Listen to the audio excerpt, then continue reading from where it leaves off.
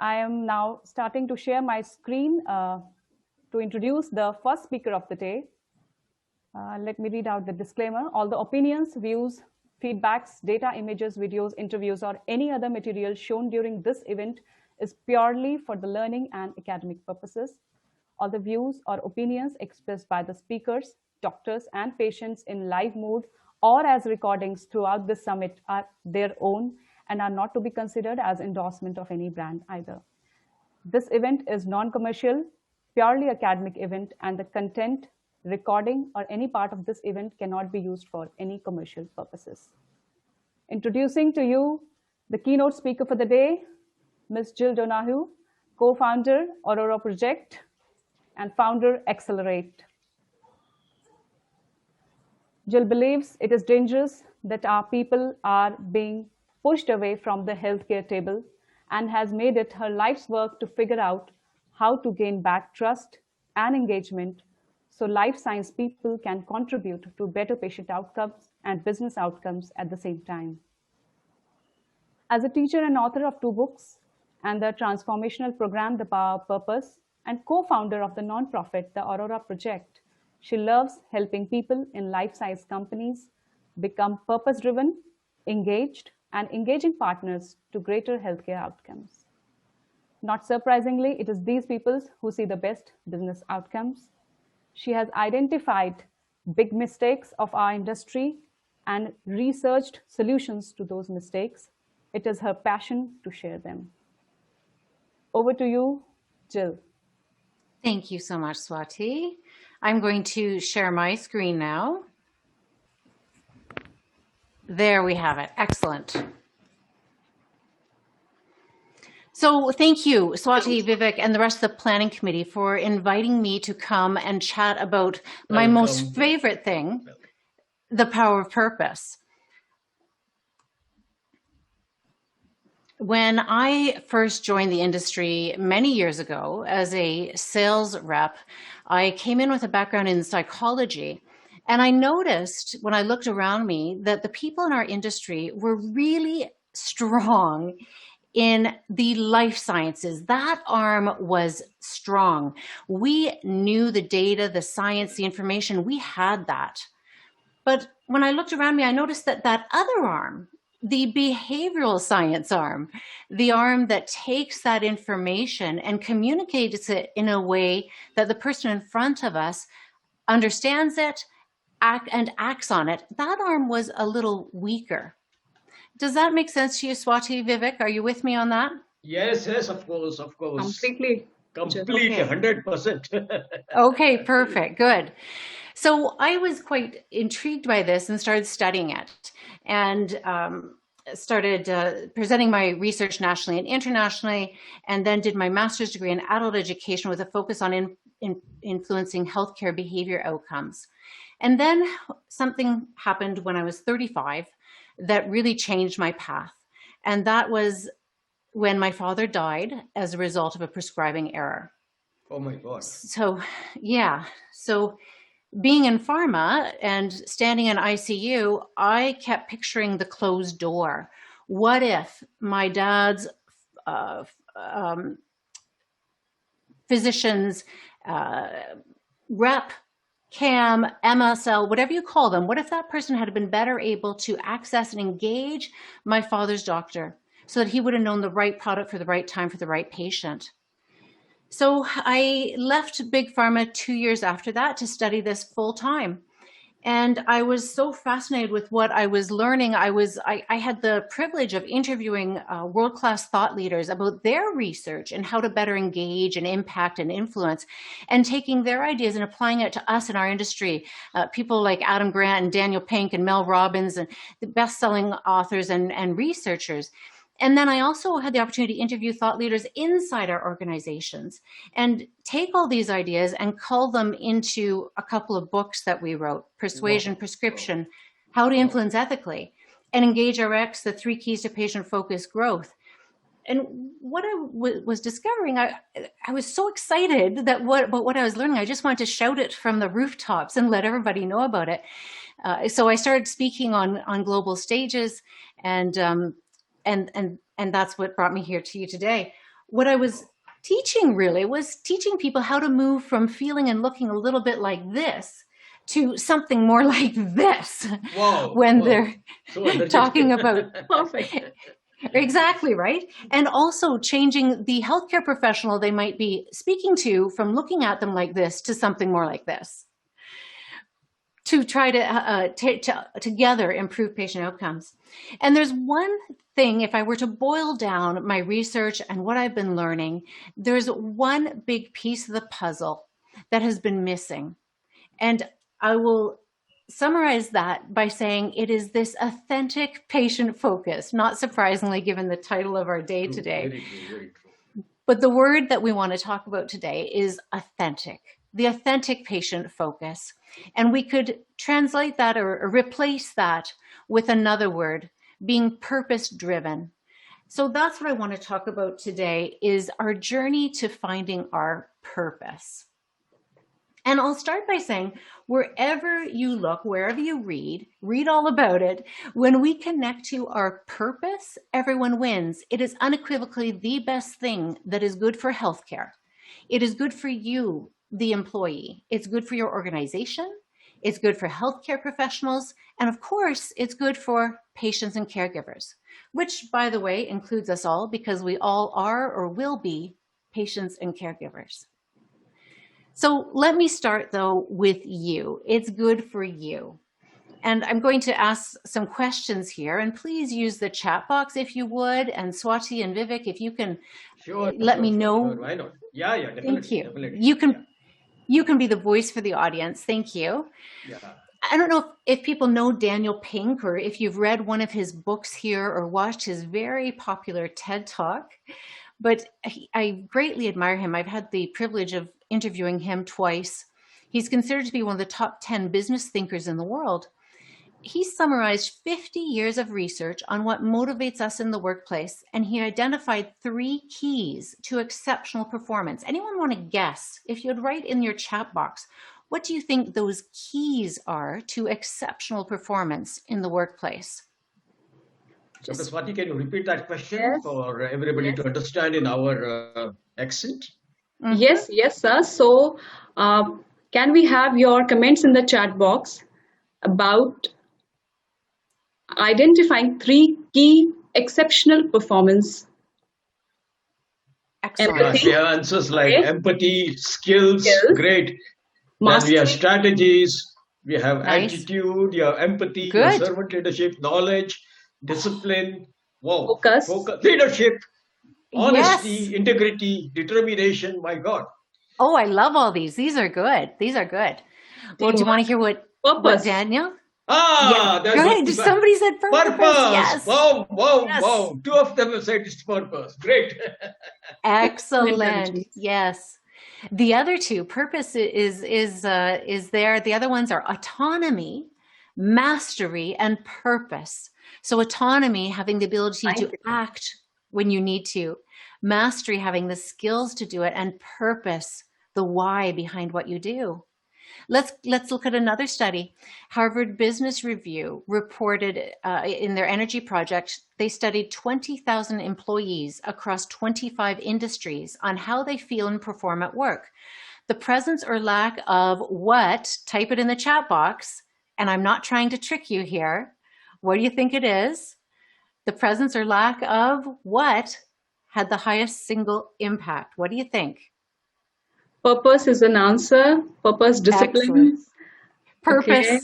You got Interest. it. Common You sense. got it. Empathy. The first one you had it, Swati. The presence or lack of purpose had the highest single impact.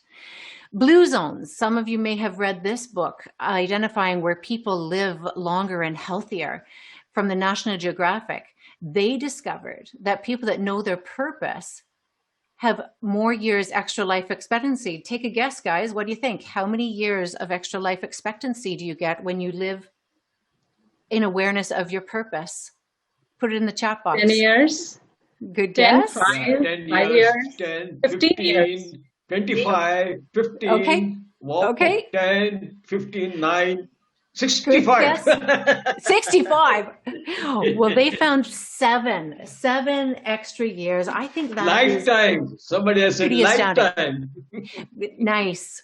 Yeah. 7 years extra life expectancy. Now, and if all of that isn't enough for you, I actually found studies that showed that when you're purpose driven, you're actually more attractive. So if all the increased life expectancy, all those other things aren't enough, maybe this one is it for you. But you think, if this was a pill, wouldn't you take this pill? If you could buy this pill for your company, you'd take it, right? Purpose is an awesome thing to have. But guess what? What percent of people do you think are not connected to their purpose? Yeah, we'd like to see your answers on the chat box. 90%. 50, 90, 50, 90, 90, 90, 50. Okay. 50. Nobody has said 25 so far. It seems like you guys get it. 50 or 90, 50, yeah, correct. I'm sorry to let you know, it is closer to 90%. Most people are not connected to their purpose. Maybe they were at one point, but they're not any longer. So we've talked about that it's good for you. It's also good for your organization. And I know that you're evidence-based people, so I want to give you some evidence on this, because we know it's not enough for it just to be good for us. It also needs to work for our company, right? So let's look at some evidence behind that. And in our short time together today, I'll just share with you one piece from Jim Stengel, who set about to research what do the most successful companies do. He did a 10-year retrospective study of the S&P 500, and he analyzed their growth over 10 years. Then he teased out of those 500 companies the top 50 companies, and you can see them appearing in blue. Those 50 companies did significantly better than the other 450. In fact, if you had invested in them, you would have had an almost 400% greater return on your investment. So it really begs the question, doesn't it? What did those guys do? What was it? So I continued to read the book, and what do you think it was?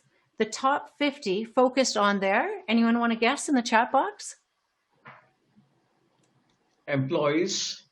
Yeah. I like that. Some more answers.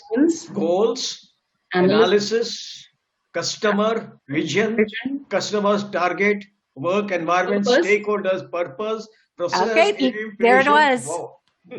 There it was. Lots of great answers. But what he called it down to was purpose. So as I read that, I thought, oh, what does he mean by purpose? The difference they make in the world, he said. So I thought to myself, well, oh my gosh, this is awesome, because what company makes a bigger difference in the world than we do? Right? We save and improve quality of life. There must be a ton of us pharma companies in the top 50. And what do you think? How many of us were in the top 50? Take a guess. None. Good guess, Swati. Sadly, we weren't there. I thought, well, goodness, oh my God, somebody has made a comment. Purpose can be only to generate profits. Yeah. I was so dismayed that we weren't there. And then I looked around at the companies that were there. There were soap companies, beverage companies. These guys were there. Coca-Cola. But then I thought about it, and I thought, Coca-Cola, they bottle sugar water that isn't even good for us. It causes diabetes, obesity. But then I thought about it again. They don't bottle sugar water. Can you guys finish this sentence for me? You open a Coke and what's the end of that sentence? You open a Coke and a smile, happiness. Yes.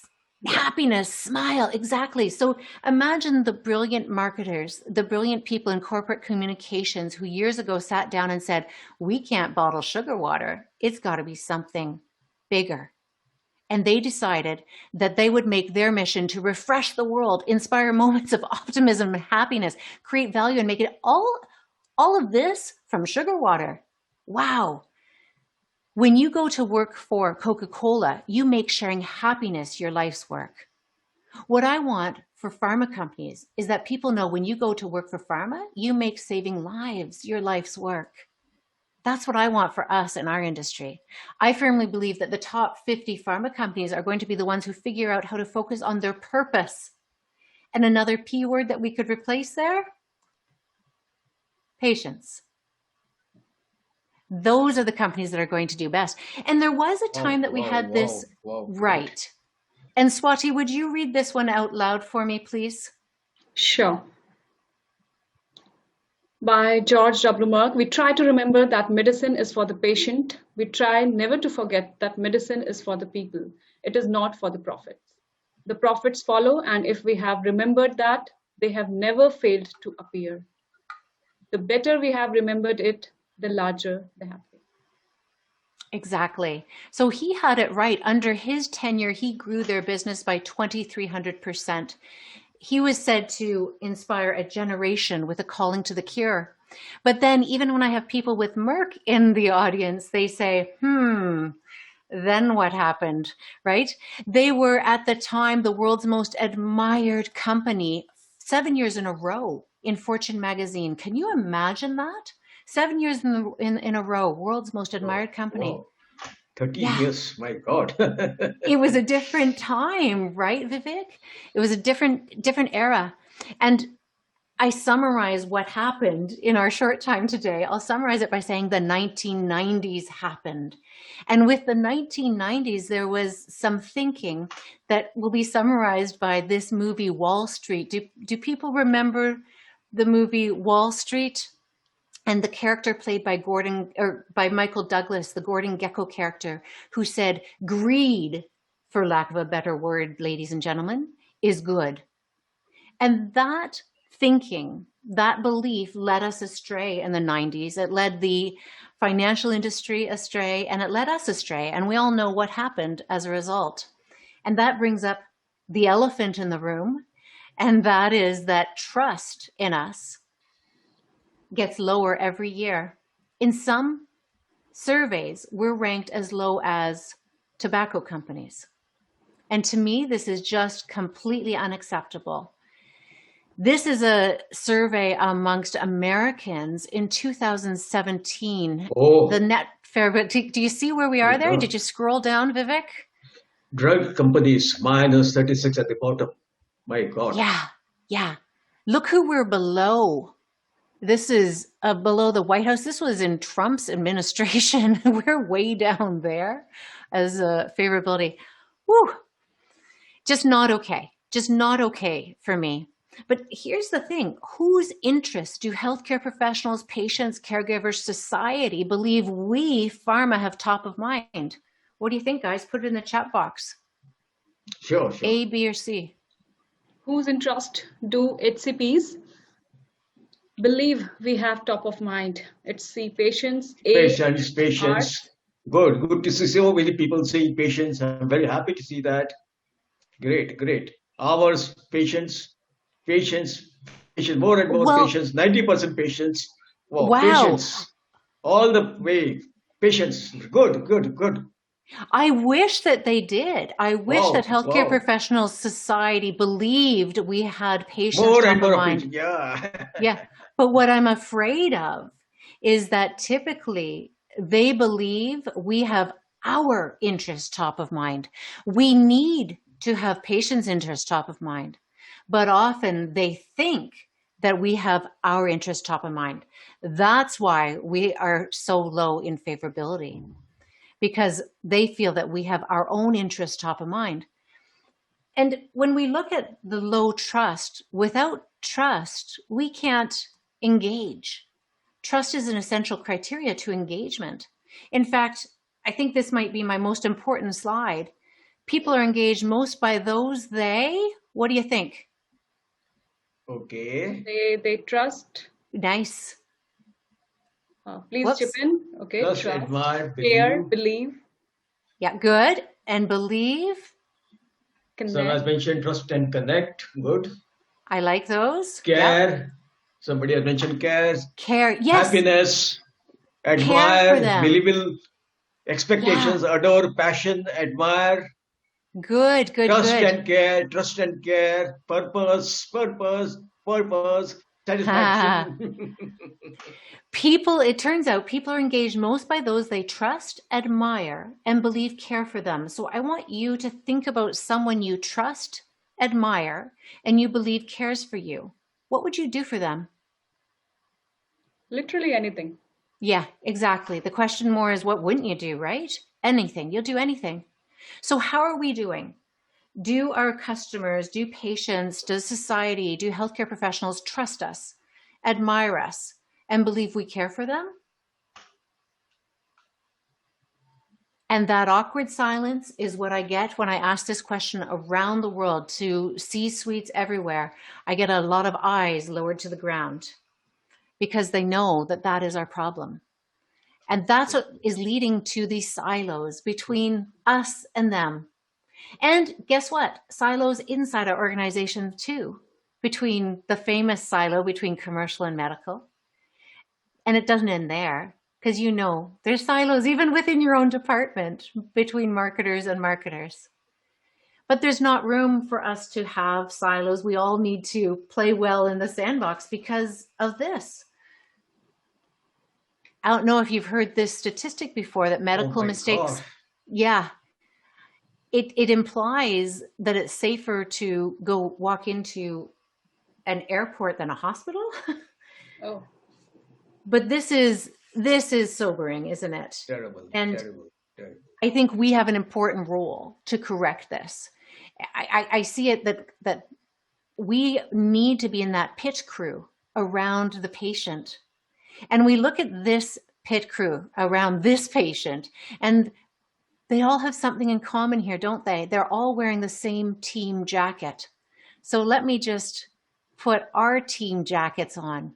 When we have the patient's team jacket on, that's when we'll be invited into that pit crew around the patient. When people know that we are there to serve the patient, that's when we'll earn our role in that pit crew. Does that make sense? Are you with me?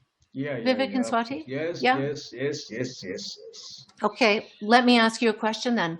I've used a few words here. Which one comes first in those 4 words? Profits, engagement, trust, and patient focus. Please put in the chat box, people. Which word is the seed of growth of this tree? Trust. Okay, Trust. may I comment on that? Let me comment on that one, Vivek. Patience, patient focus. Trust, engagement, patient focus, trust. yeah. So Trust. Everyone. Okay, let me share the answer here. Trust would be the first thing, except for we lost that seed in the 1990s. We don't have it to plant it. So what can we plant instead? patient focus, Exactly. So patient focus is the seed that we can plant, and that will grow into. trust, Yes, good. And the trust will grow into our ability to create. engagement, And that engagement is what allows us to then create the profitability. And that profitability, well, guess what it produces? More seeds so that we can be more patient focused and find new cures and treatments for more patients. And thus is our sustainable cycle. Make sense? Yes, of course. And the window is open now. For the first time ever, our favorability has started to go up because of COVID, because I think the world sees us as the heroes in this journey with developing vaccines, at least the people who don't think that we're conspiring to create COVID. But the window is open. The opportunity is now to show others that we truly are on the patient's team, that we really do care. And one thing I know for sure is that people in our industry are wonderful people. We got into this, we stay in this because we like the idea that our work can change lives. But here's the problem. Can we just tell the world that we are patient focused? I mean, we've been trying to do this on our websites, in our corporate communications. Is it working? no, No, not so much. right? Can we just tell our people to be patient focused? Will that work? No. Yes.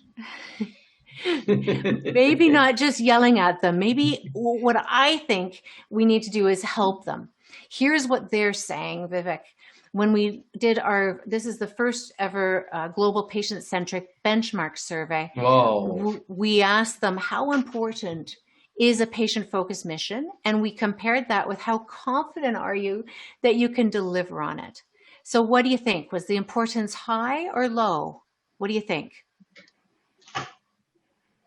Did they think it was Yes, important? yes, we are waiting for your answers, everyone. Yeah. High or low for importance? Low, high. We have a mix of answers, high, low, very high, very low. Okay, so let me help you out here. They ranked the importance as very high, but what about the confidence? Do you think this was high or low? High, importance, high, low, very low. We are getting mixed answers. Okay, so confidence in contrast was much lower. So we have this execution gap. We get it that patient centricity is high, but we are frustrated because we don't have the confidence that we know what that means to me. Is that just something in an office over there someone else will handle? What does patient centricity mean to me? I think one of our biggest mistakes in pharma is not helping our people figure out, what does being patient-centric mean to me and what I do? And how do I show others my noble intention to be focused on the patient?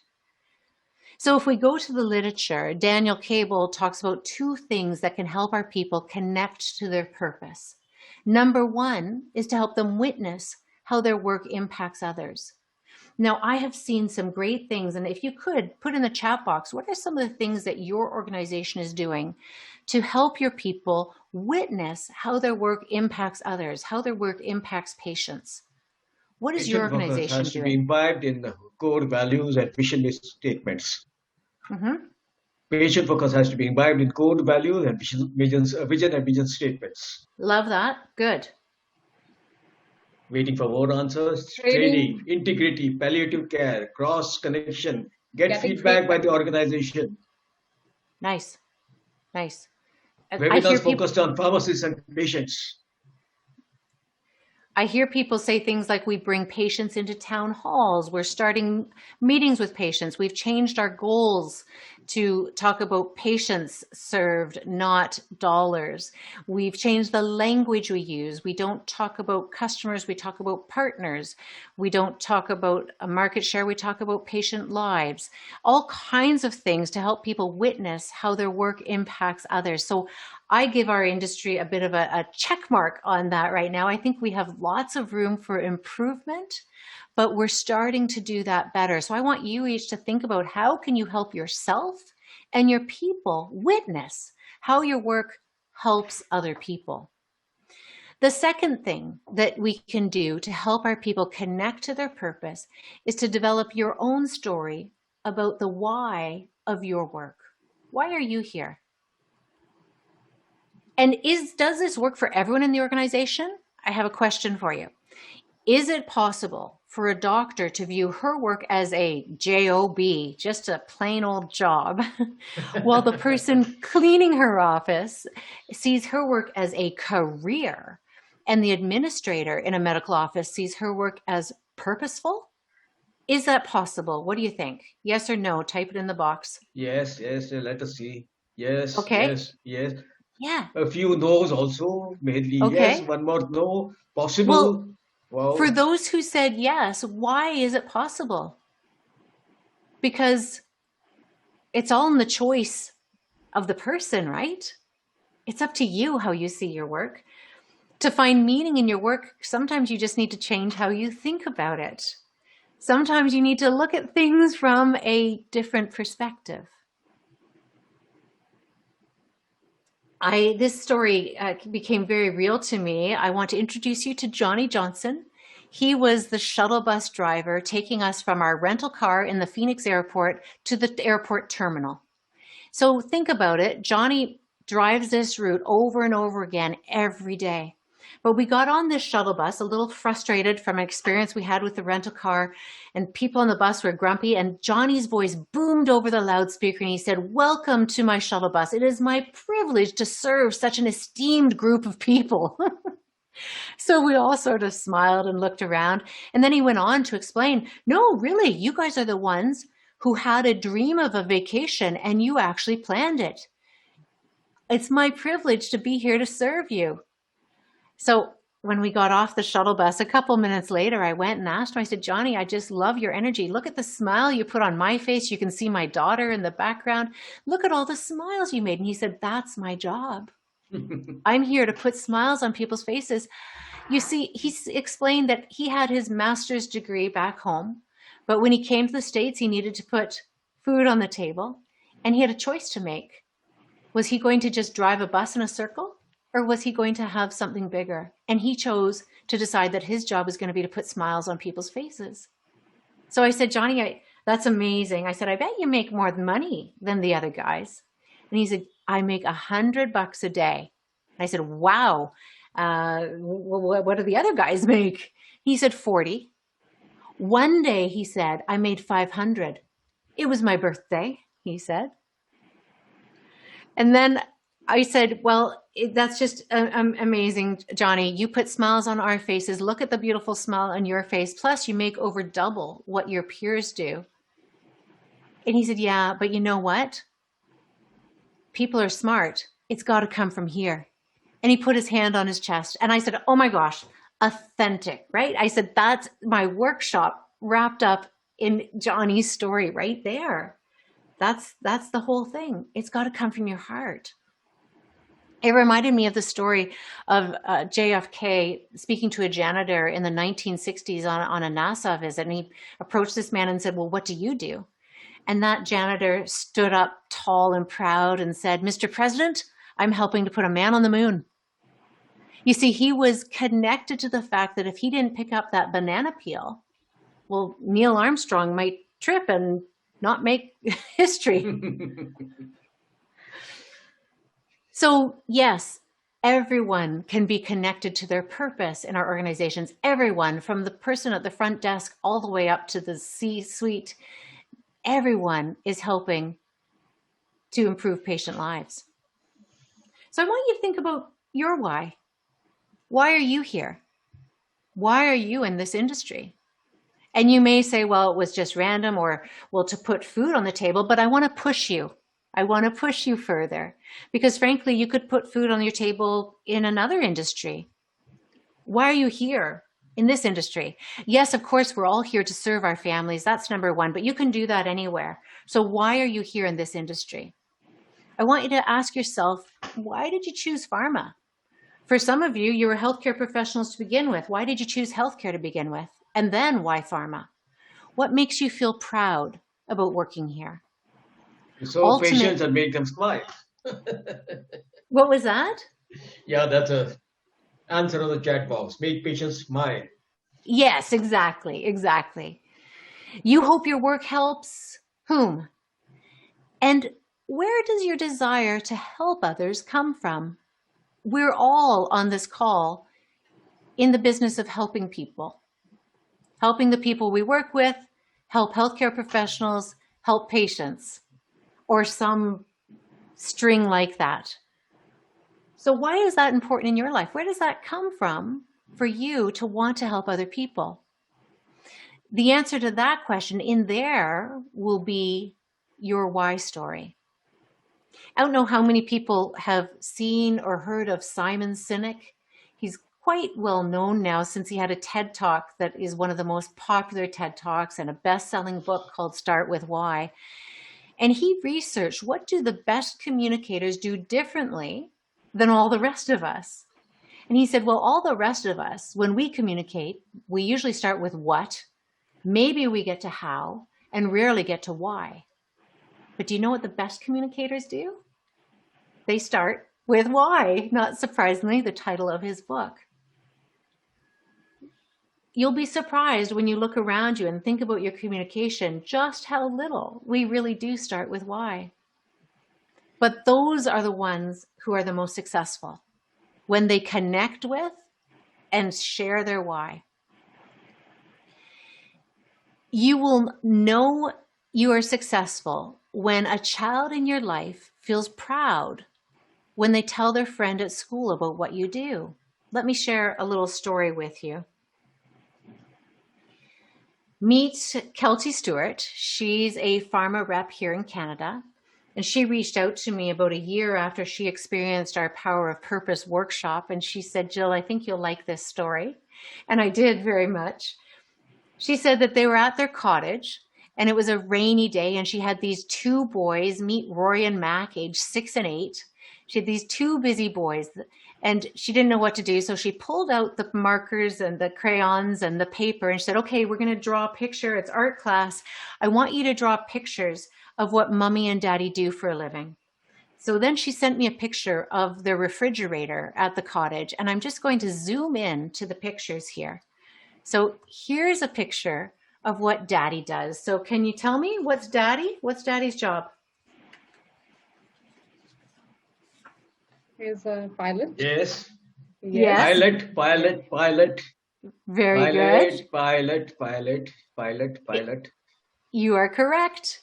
A very unemployed pilot right now, Yeah, but a pilot nonetheless. Yes, or she, pilot. Most of them have said pilot. And now here's the challenge. Mummy is a pharmaceutical sales rep. What is he going to draw for Mummy? What do you think he's going to draw? A lot of people have said, well, my kid would draw a plane. Injection. Yeah. Tablet, capsule. Right. Medicines, Right. hospital, patient smiling. Okay. Patient. I like patient smiling. I like that one. Yeah. People have said, oh, carrying a tray of sandwiches maybe, or on a computer. But check out what Rory drew. I just love this. Look at that. You can see Mummy helping the doctor. The doctor's looking at Mummy, between her and the patient, smiling at Mummy. They're looking at each other. They're working together to help that patient. You can even tell what kind of products Mummy carried, can't you? Because the baby on the bed must be some obstetrics products. Yeah. But what you see here is that Kelty was communicating her purpose so much that even her child got it. That Mummy goes to work every day to help doctors, help patients. Wonderful example. Isn't that beautiful? From the mouths of babes. Wonderful. Yeah, I just love that. She was truly living her purpose, so much so that even at home, she talked in a way that her child got it. And I want you guys to think about, what would your child think you do for a living? Each one of you, your child or a child in your life, could think that you are helping patients in the end. Whatever your role is, maybe you're helping your team, help doctors, maybe you're helping wherever it is. You're helping educate people so that they can help educate doctors, so they can help educate patients. Whatever that dotted line is, we're all here to help patients get better. Now, not everyone communicates like this. Only the most successful ones, I like to say. This new mindset is what will create the new results. This, to me, is what patient centricity is. It's a mindset to focus on the patient in everything we think, feel, and do. Now, to close us off before we open it up for questions, I have a 2-minute video. And I'm sorry if it'll be disjointed, but we'll just see if it'll work. If it doesn't work, we can always send it to you, but let's just give it a try here. And this video, I'll just set it up. This is Michael Jr. He's a comedian. He has an even stronger accent than I do, but I think you'll get it. He's just randomly chatting with someone in the audience here. And I think you'll see why I showed it. Here we go. Just turn up your volume and enjoy. Well, what do you do for a living, Daryl? I work at Oak Ridge Military Academy. I'm the music director there. Musical director at Oak Ridge Musical Academy. Okay. Yeah. But you got a deep voice, man. I would not want to get you mad. Jonathan, come here. You're like, oh, snap. 9 Jonathans show up. It's amazing, dude. So you're a musical director. Cool. Yes, sir. All right, so Let me get a couple bars of like Amazing Grace. Can you do the first part of that? Let me hear. We didn't plan this. Just so y'all know, we didn't plan this at all. I'm just randomly talking. Go ahead. Amazing grace, how sweet the sound that saved a wretch like me. All right. Now, once you give me the version, is if your uncle just got out of jail, you got shot in the back when you was a kid. I'm just saying, let me see the hood version real quick, if you know which version I'm talking about. Just see if that exists. Let me see what you got. Amazing grace, how sweet the sound that saved a wretch like me.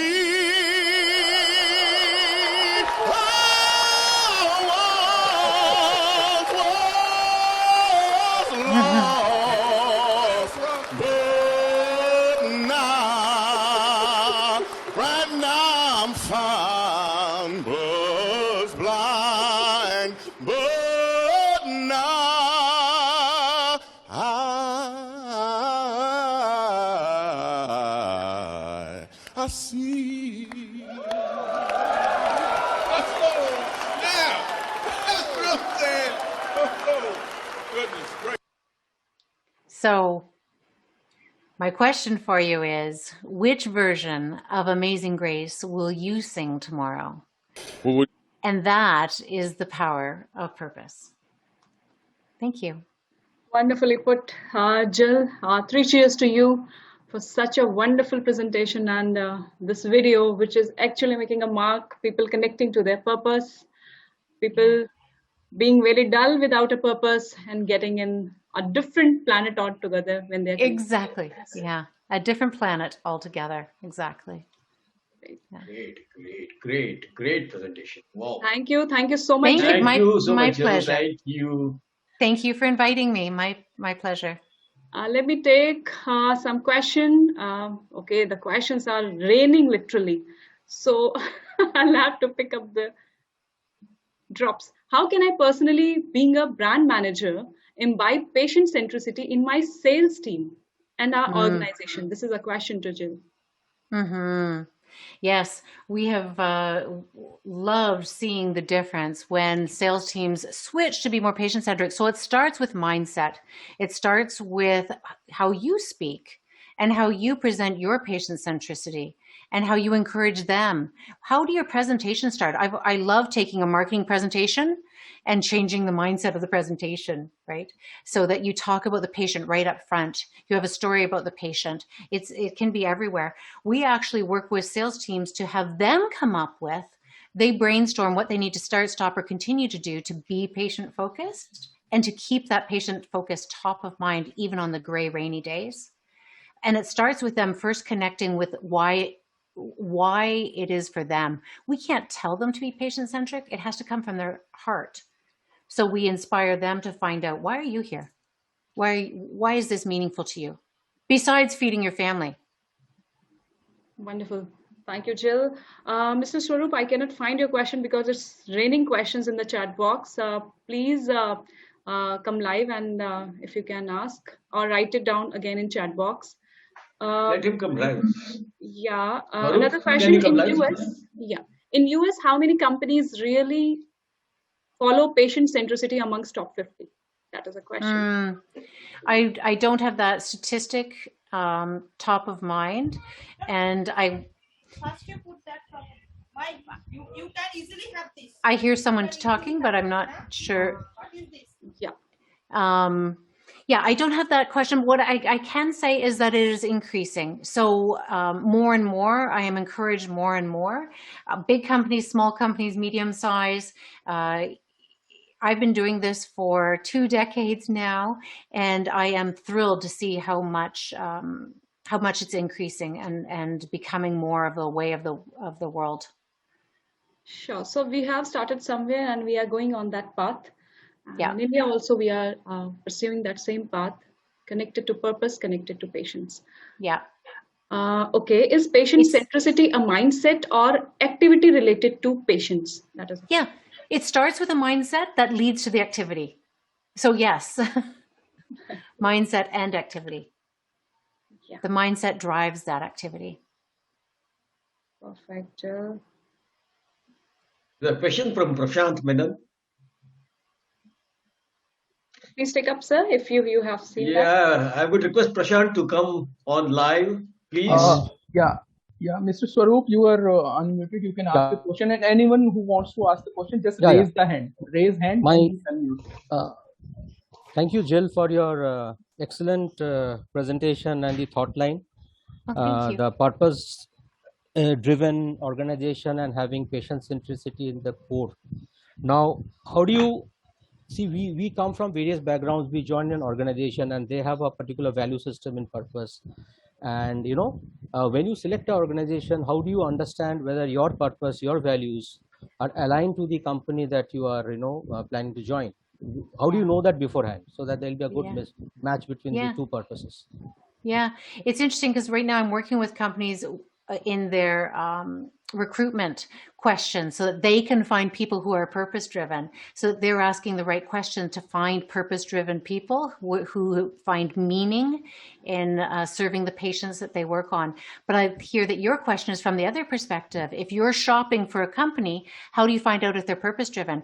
Ask the questions, hear how they speak, look what's on their website, look what they prioritize in their hallways, talk to people, hear how if they're talking about the patient or not. You'll hear it in how they're communicating and what's important to them.